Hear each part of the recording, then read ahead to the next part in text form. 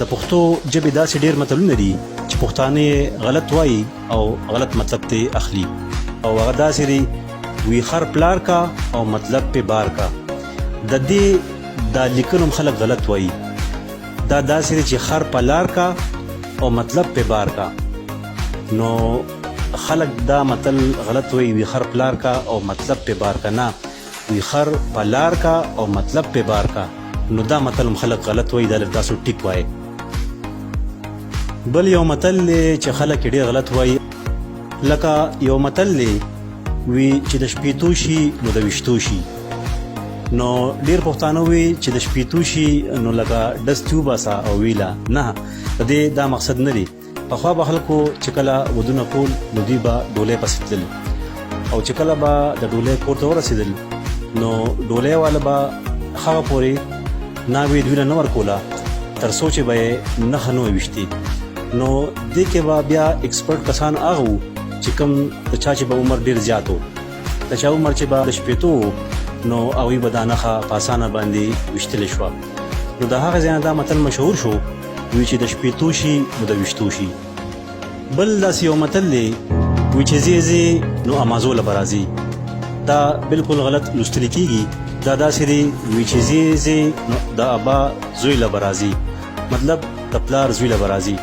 ځکه چې په دنیا کې ډېر هم وګرځي نو څوک هم ستا مدد نه کوي، اخر به خپل پلار او ورور له راځي. نو دا متل داسې دی وی چې ځې ځې نو ابازوله به راځي. بل یو متل دی چې پښتانه غلط وایي وی د نر کونه په بدلی. نو دا خو څه غلط شانتې شو. اصل کې دا دی د دې چې کوم دا لیکل دي دا غلط ویل کېږي وی د نر کونه په بدلی. ٹھیک شو؟ دا د نر کونه نه، د نر کونه په بدل وي. بیا بل یو مشهور متل دی وی هله به خبر شي چې تارو جبې له ورشي. نو تارو جبه هغه کې خو څه نشته، ولې به ورځي؟ په صرف د کبابو لپاره مشهوره ده. دا متل داسې نه دی. دا داسې دی وی هله به خبر شي چې تالو جبې له ورشي. لکه د زنکدن په وخت کې د انسان دا جبه بالکل کار نه کوي او دا بالکل تالو ته ورسي، نو هغه ټیم به بیا خبر شي. نو دا متل خلک غلط وایي وی هله به خبر شي چې تالو جبې له ورشي. نه، دا داسې نه دی.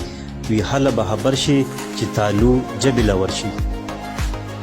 بل یو متل هغه داسې دی وی هندو چې وزګار شي نو خپلې خوټې تلي. دا بالکل جی غلط دی. دا پته نه لګي چې دا چا داسې ویلی دی. دا غلط دی جی. دا داسې دی وی هندو چې وزګار شي نو خپلې غوټې تلي. نو پخوا به داسې و چې دا کاڼي به نو، د تللو دا کاڼي به نو. نو زیاتر هندوان دکانداران چې وو هغوی به د کاڼو نه چې کوم دی خپل تول دا برابرو. ابه داسې و چې دا کاڼي به په یو کپړه کې راټول کړل او هغې نه به یې سیر، 2 سیره، 3 سیره هغه به یې جوړ کړو. نو چې کله به وزګار وو نو هغوی به دغه خپلې دغه غوټې به یې تیارولي، دې کپړې له به یې غوټې ورکولې چې دا مطلب برابر شي او تلل به مطلب هر ټایم به تلل ده. نو دا متل داسې دی وی هندو چې وزګار شي نو خپلې غوټې تلي، نو هغه به یې برابرولي. ښه جي؟ نو ملګرو د هر متل په شا باندې یو خپله قصه وي.